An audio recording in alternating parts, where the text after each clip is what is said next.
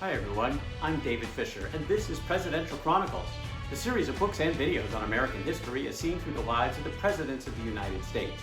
This episode is from the life of Franklin Pierce, and the focus is cloud over the presidency. The date is January 6, 1853. Pierce, his wife Jane, and their 11-year-old son Benny are boarding a train to go from Andover to Concord, where they were going to fix up their final arrangements before heading to Washington, D.C., where Pierce was about to be inaugurated as the next president of the United States.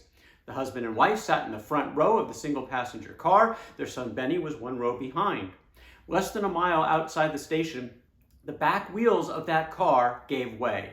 The car lurched violently. It uncoupled. It spun around before plunging down a 20-foot embankment before finally coming to rest on its roof. Amidst the wreckage, Pierce and Jane were okay. They were shaken, they were scratched, but they were fundamentally all right.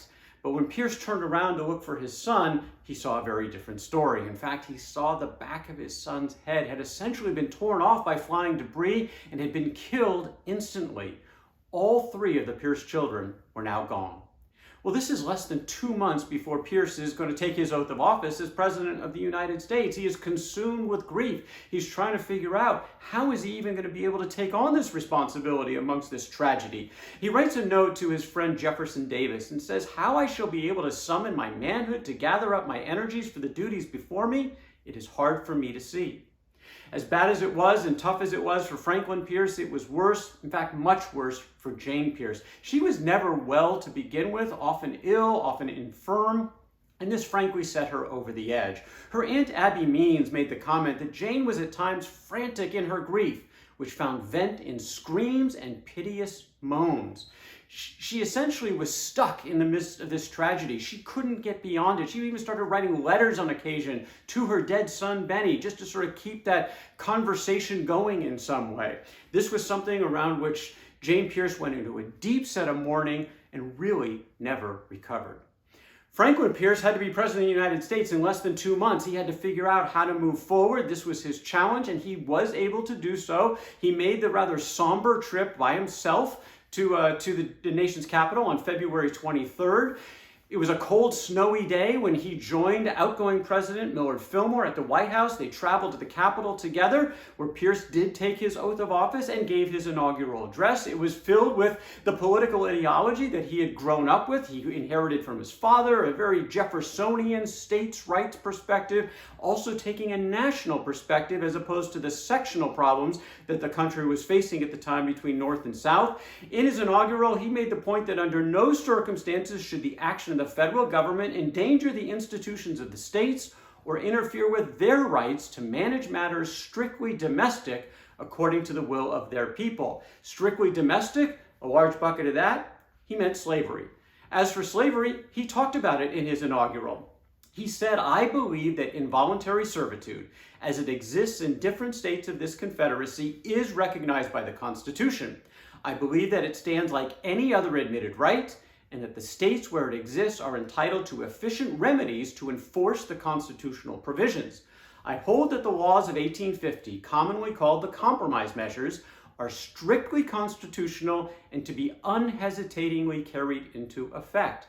This was very consistent for Franklin Pierce. He'd been saying this for a long time. He would continue to say it for a long time. It's also one of the reasons why he had picked up that nickname of being a doughface, which was a derisive term for Northerners who had taken on sympathies with the South. He was labeled with that. He didn't like it, but it did fit his sort of approach to governance, especially when it came to this area of slavery and enforcing those laws from the Compromise of 1850. One thing different about Pierce's inauguration is his vice president was nowhere to be found. William King from Alabama, the vice president of the United States, was ill, very ill. In fact, he was in Cuba trying to recover, and Congress passed a special dispensation, the only time they've ever done this, for a president or a vice president to take the oath of office on foreign soil, which is what King did. King finally had enough strength about a month later to return to his home state of Alabama, but he died almost immediately thereafter. Vice president was basically vacant almost the entire presidency of Franklin Pierce. Now, as for his main senior advisors, his cabinet, he had a very loyal, competent group. A couple of the key ones, you had Secretary of State William Marcy. He was at the top of the list, very experienced both in state politics as the governor of New York. He'd also previously had served in a cabinet as Secretary of War. He would be among Pierce's leading advisors, along with Jefferson Davis, who we mentioned earlier, a close friend representing the South, coming from Alabama. We also know Davis, in a few years, would be the president of the Confederate States of America. Right now, he's Pierce's Secretary of War. He tried to address all the different party factions, all the different sections of the government, of the country, to come up with a national focused cabinet. And he did get a loyal group. All 7 of them stayed for all 4 years. Pleasing the party faithful was turning out to be one of the most difficult challenges for Pierce and his cabinet, as patronage continued to become a bigger and bigger deal as the federal government continued to expand. That meant more and more jobs, and more people were in competition for those jobs as well. The fact is, they didn't have enough jobs to go around, which made this a very difficult task for a new president and his cabinet. They met as a group for about 6 weeks and talked about almost nothing else other than appointments, trying to pick the right people and for the right jobs.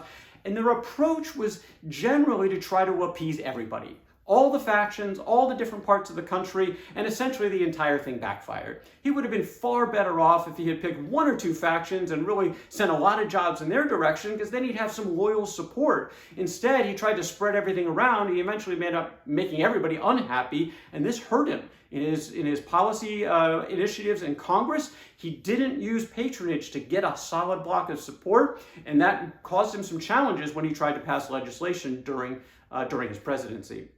Well, Jane Pierce eventually made it to the nation's capital on March the 22nd. Abby Means is now with her as her caregiver, but she was again in perpetual mourning over Benny's death. She always wore black. She was often ill, mostly despondent. She engaged with family, close friends, but really only that. She virtually had no role in White House activities as the First Lady of the United States.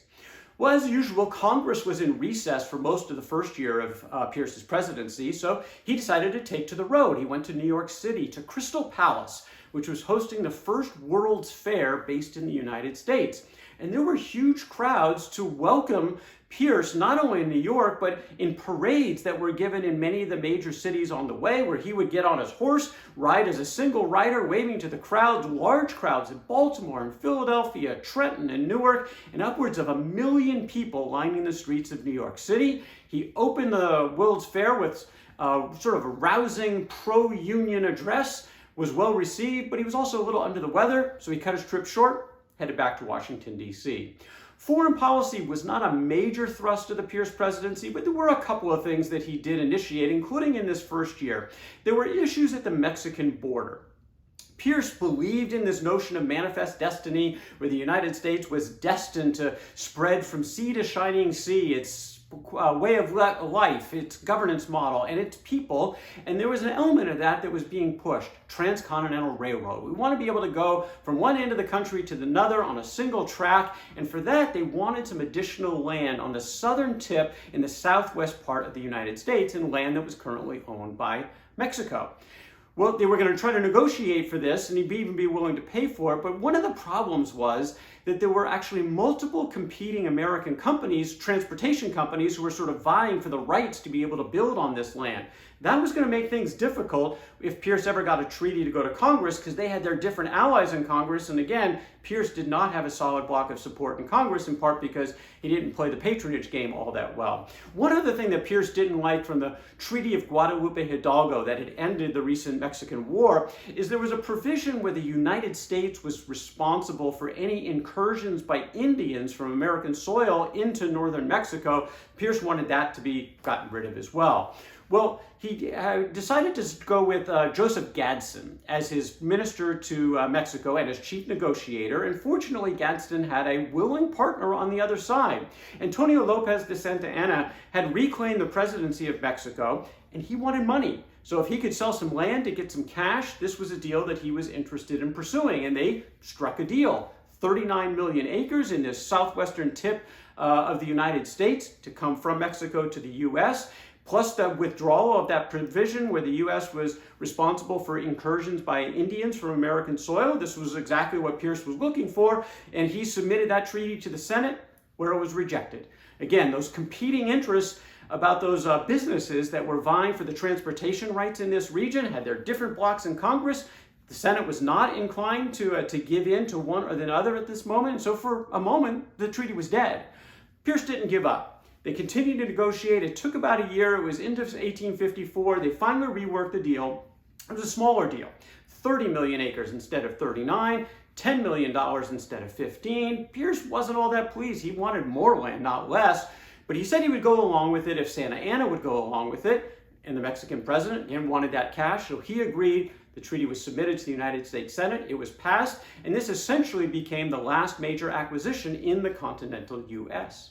So there were some accomplishments for Franklin Pierce in his first year in the White House, but it was all under the cloud of his son's death, with more political storm clouds straight ahead.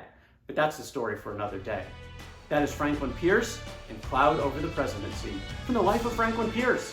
For more Presidential Chronicles, check out my books on Amazon.com, and don't forget to subscribe to my YouTube channel.